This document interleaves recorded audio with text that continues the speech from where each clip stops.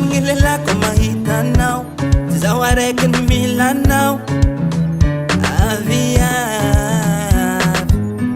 Puti ako sa rekin nyarkam naw Ambarakwam no sa jambam naw Sa jambam na Azafat, azafat, azafat, azafat my baby Amleza itus-tus Itus pili fatang naw Azafat, azafat, azafat, azafat my baby Amleza itus-tus Itus pili fatang naw Elanita diaba kuviaviam zosedaza Elanita diaba kuviaviam zosedaza Yavia no diam Tamyam no mas Yavita baza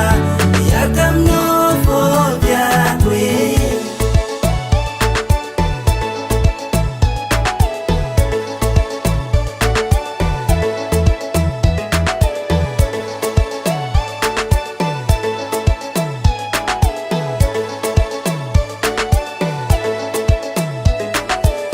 Nuneno sa makafi hatam ni faran Bini mamfu hamyakwa nao Tuwis ni rat Unika zumang tabuhita nao Isa nano zeng hamyakwa nao Eza habazahe Umanga nila nita Azafat, azafat, azafat, azafat my baby